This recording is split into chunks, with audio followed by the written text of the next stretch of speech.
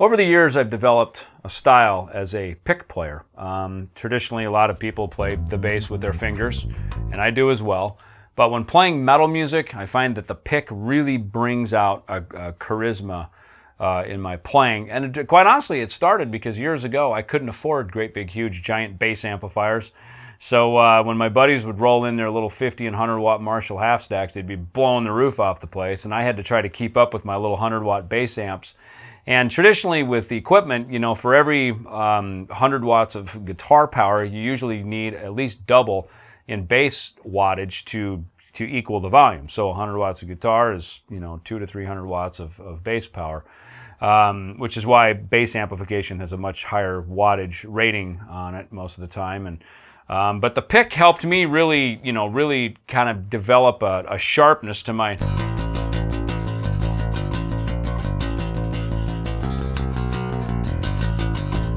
And it just gave me a way to kind of bite through, and I was able to much better, I think, control some of the punch that I was able to do as a bass player. Plus, because I also play guitar as a secondary instrument, I've learned that, you know, sometimes I can pick up licks, you know.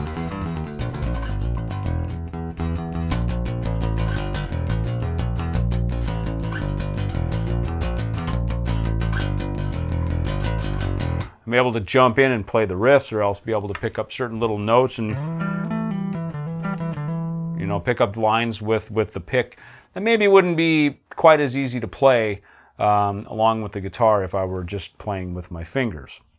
Metal has a separate kind of set of rhythmic figures that are you know, pretty standard, pretty common. You know, of course, you know, I think everybody's familiar with the whole note, and there's the half note. So 1, 2, 3, 4. There's a whole note.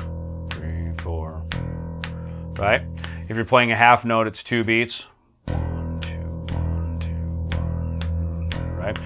And obviously quarter notes, right on the downbeat. And then also eighth notes.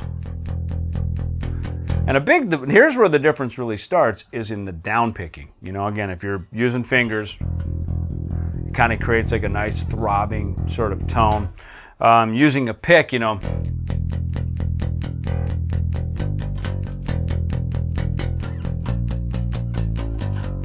creates this kind of nice, like kind of eerie, creepy, sort of crawling sort of sound to it.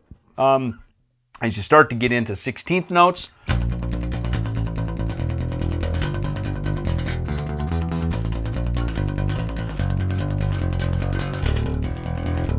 you know, there's a big part of metal where the bass is playing along with that kind of riff and along with that kind of instrumentation.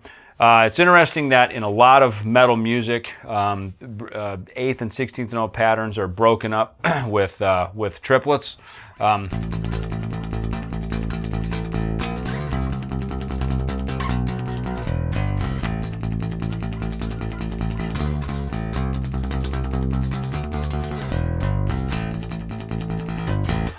That's kind of a way to sort of, you know, bring a couple of riffs together, or maybe be the tail phrase of a particular riff, is by including a triplet in there. So those are some things I think as a metal bass player are important to learn.